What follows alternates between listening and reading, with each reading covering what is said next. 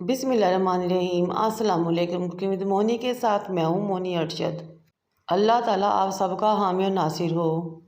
घर में मौजूद चंद चीज़ों से बनाएंगे बहुत ही मज़ेदार और टेस्टी रबड़ी आइसक्रीम।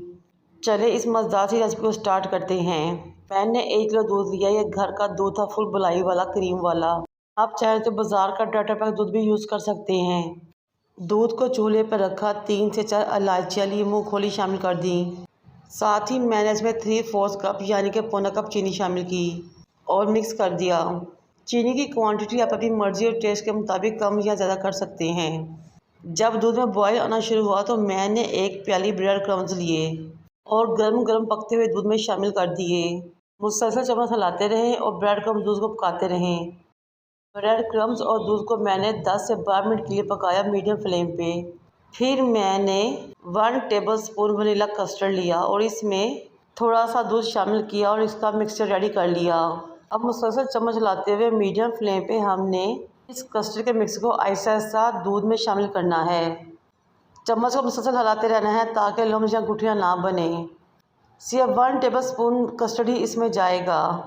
बाज़ार वाले जब भी रबड़ी, कुल्फ़ी या आइसक्रीम वगैरह बनाते हैं तो वनीला कस्टर्ड का इस्तेमाल करते हैं, लेकिन इसकी क्वांटिटी बहुत थोड़ी होती है।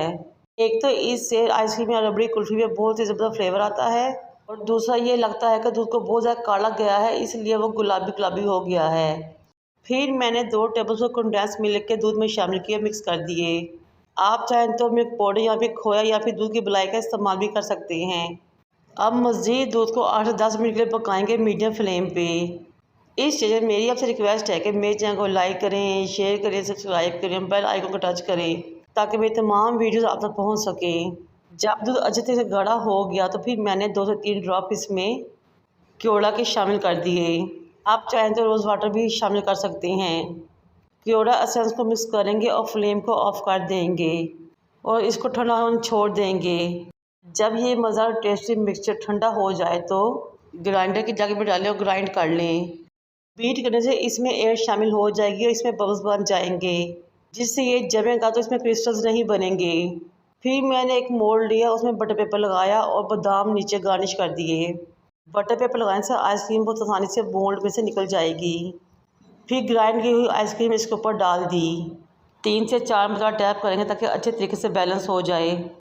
5 से 6 घंटे के लिए फ्रीज़र में रखें ताकि ये अच्छे तरीके से जम जाए। इसके ऊपर बटर पेपर से कवर करूँगी। 6 घंटे गुजर चुके हैं। हमारी बहुत ही मज़ेदार टेस्टी सी रबड़ी आइसक्रीम रेडी हो चुकी है। बिल्कुल बाजार जैसी कुल्फ़ी आइसक्रीम, बग़ैर क्रिस्टल्स के, मक्खन मलाई की तमों में घुलने वाली बेहतरीन शानदार आइसक्रीम। मुझे और मेरे वालिदैन को दुआ में याद रखें। अल्लाह हाफिज़।